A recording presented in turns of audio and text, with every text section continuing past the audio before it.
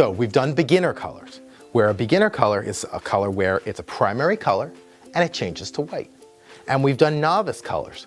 Why are they more complicated? Well, now you have to mix two things instead of one. And that's a secondary color that changes to white. So here on the mat, orange to white, or purple to white, or green to white. And again, you can adjust your hue. You'll notice here on the sheet that there's two rainbows. The first rainbow is for your chillers.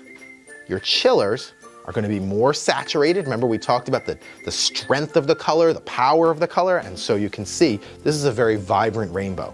If you wanted purple, you could make purple that is this purple, or you could move it towards blue, or maybe if we kind of wrap this around like Pac-Man, you would move it over towards red, so it would be a reddish purple. You can design your color however you like.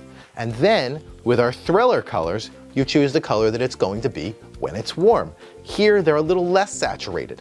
I think you can do colors that are a little better than what this rainbow shows right here on the mat, but I didn't want you to get the wrong idea. So I tried to make them separate. But you see what you can come up with. I'm ready to be impressed. But again, in this one, you can make the warm color pretty much any color of the rainbow. You just can't necessarily control every bit of saturation. That is, you can't make a yellow that goes to a deep purple when it's warm. But you could make a deep purple that goes to a yellow.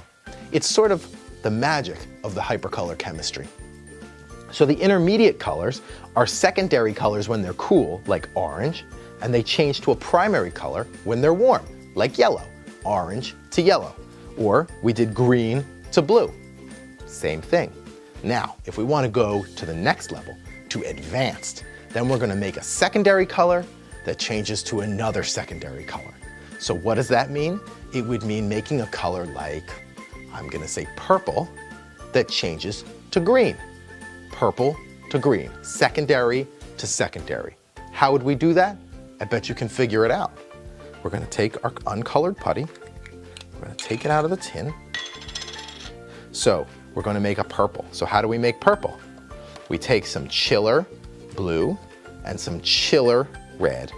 Sometimes it can be helpful to sort of mix them ahead of time before you put it into the putty. And that can give you an idea of the color, you know, the ratio that you're looking at. It's not exactly the same because once it gets mixed in to your uncolored putty, the concentration changes. You can see that the warmth from my hands has changed just pretty much to white. I'm going to stick it on an ice cube and let's see what happens. Yeah, that's a nice deep reddish purple. So let's do that. And then we want to make green. How do we make green? Well, we take some yellow. And remember what we talked about with yellow, you want to use a little bit more. I mean, don't go crazy more, but a little bit more, and then some blue, because yellow and blue make green. And you can see immediately as I start mixing, it starts to turn green. Because the magic color change is really in the chiller. You'll notice that as I mix this, even with my warm hands, it stays about the same. But you do see that not only does it change green, but also that shimmer changes green too. Now we're going to put the two together, just like this, stretching and folding. I like to kind of keep them apart because it's going to look really cool when we mix them together like this. It's just beautiful. I love to twist it up, and then we'll twist it again. It's very satisfying. So we mix and we mix, and let's see where we land. You can see now it's getting warm. And it's changing to green, definitely a yellowy green. And if I stick it on the ice cube, wait for it, ba-boo! Purple to green. Now you are in advanced territory because you can't get anything like this, but you just made it. I hope you did. Are you following along? So now we can mix that together. We can put it in here, and I'm gonna call that pansies and, well, I did grass already. How about pansies and sprouts? Sure, why not? I can call it anything I want. Half of the fun of making your own color is thinking of a name. You know, all of the thinking putty that I make is sort of inspired by nature. Chameleon, inspired by a chameleon that changes color.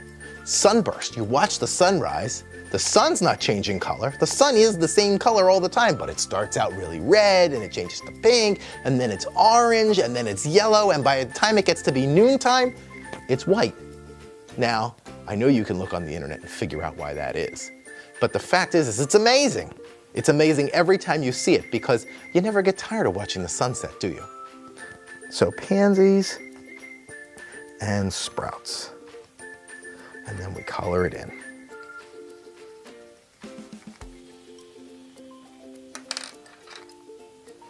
You know, there's a lot of different things in nature that have the ability to change color. And I guarantee you that without those things, people would not have been nearly as inspired to try and research and figure out how to make something like a hypercolor. I mean, you see chameleons can change their color. Some insects can do it too.